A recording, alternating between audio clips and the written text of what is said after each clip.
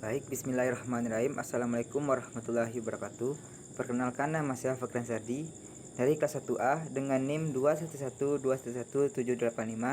Baiklah, saya di sini akan mempresentasikan tentang Pancasila dalam tantangan revolusi 4.0. Pertama, pengertian revolusi industri 4.0. Revolusi industri 4.0 atau yang sering disebut dengan cyber physical system merupakan revolusi yang menitikberatkan pada otomatis serta kolaborasi antara teknologi cyber. Revolusi 4.0 ini muncul di abad ke-21 dengan ciri utama yang ada adalah penggabungan antara informasi serta teknologi komunikasi dalam bidang industri. Revolusi industri 4.0 atau juga bisa dikenal dengan istilah cyber physical system. Ini sendiri merupakan sebuah fenomena di mana terjadinya kolaborasi antara teknologi siber dengan teknologi otomatis. Dengan adanya revolusi ini sendiri membawa banyaknya perubahan di berbagai sektor seperti yang ada pada awalnya banyak perusahaan yang membutuhkan tenaga kerja dalam jumlah yang besar. Selanjutnya, jenis teknologi di dalam revolusi industri 4.0. Di tengah-tengah terjadinya revolusi industri 4.0, terdapat 9 teknologi yang menjadi pilar utama dalam pengembangan setiap industri yang ada menjadi siap digital sebagai berikut. 1. Internet of Things atau IoT teknologi. Pertama, dalam pengembangan yang terjadi revolusi industri 4.0, Internet of Things atau IoT yang merupakan sebuah konsep di mana sebuah objek yang memiliki kesimpulan untuk dapat mentransfer data yang ada melalui jaringan tanpa diperlakukan interaksi antar manusia.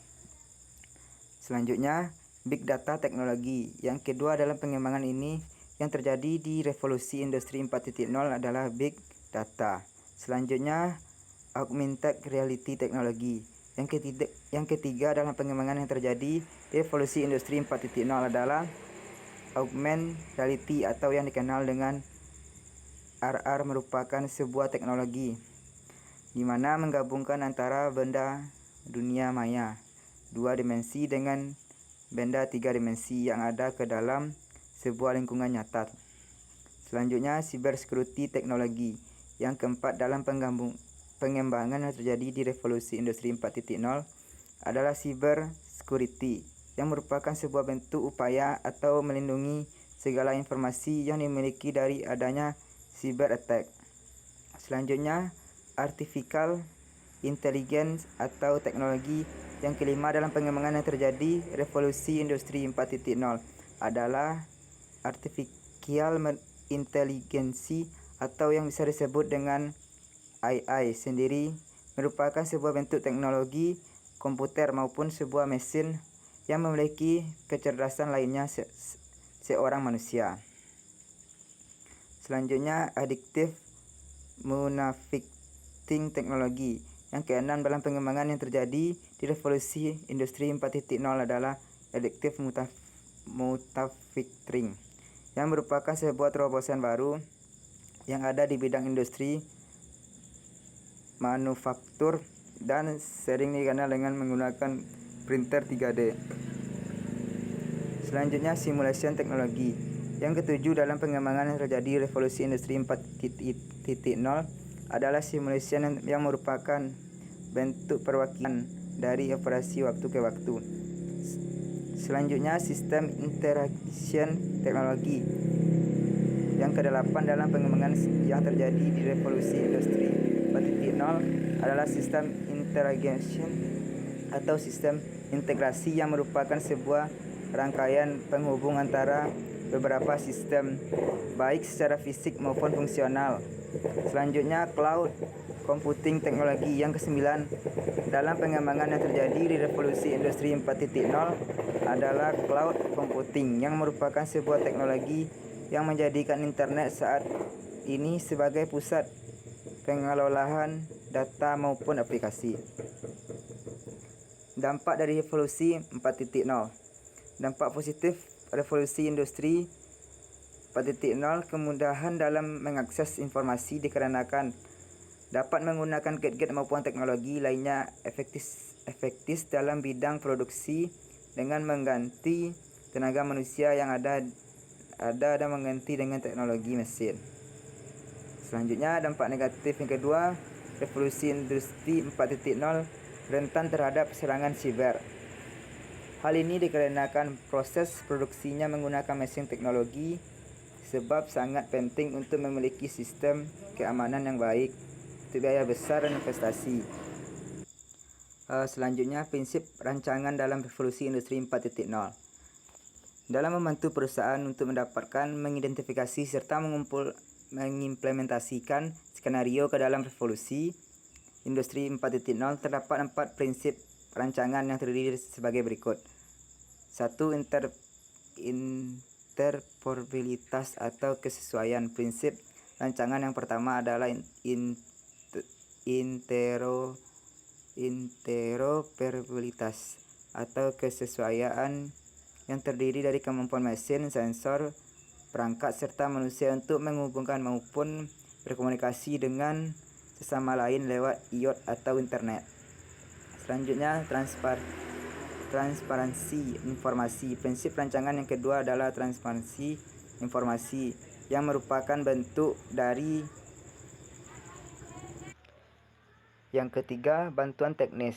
Prinsip rancangan yang ketiga adalah bantuan teknis yang terbagi menjadi 2, yaitu kemampuan sebuah sistem bantuan yang digunakan membantu seseorang dengan mengumpulkan serta membuat sebuah visualisasi dari informasi yang ada secara menyeluruh agar dapat membuat keputusan yang bijak serta menyelesaikan masalah yang genting dalam waktu singkat. Selanjutnya, yang keempat, yang terakhir, keputusan mandiri. Prinsip kerancangan yang keempat adalah keputusan mandiri yang merupakan kemampuan sistem fisik yang ada agar membuat keputusan mandiri serta melakukan tugasnya sendiri. Selanjutnya, contoh penerapan industri 4.0. Contoh penerapan industri 4.0. Penerapan industri 4.0 Indonesia sendiri dapat kita lihat pada industri makanan serta minuman, tekstil, otomotif, elektronik, serta kimia. Salah satu contohnya adalah adanya kebijakan ESOR IKM yang diberikan kepada pelaku usaha agar dapat mempromosikan produk yang ditawarkan melalui platform digital. Yang pertama, contoh. Yang pertama adalah e-commerce yang merupakan transformasi dari industri retail yang tersentuh pengaruh teknologi yang kemudian berubah menjadi hal tersebut.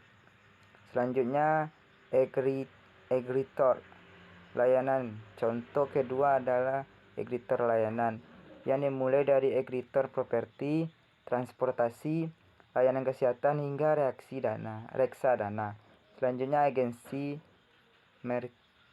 marketing. Contoh ketiga adalah agensi digital marketing yang bertugas untuk mengeksekusi berbagai strategi pemasaran digital yang memiliki perusahaan berdasarkan tujuan atau objektif yang ingin dicapai. Selanjutnya, pembayaran. Untuk keempat adalah pembayaran digital. Hal ini dapat kita lihat melalui industri pembayaran digital. Selanjutnya, yang kelima, kursus online. Contoh kelima adalah kursus online.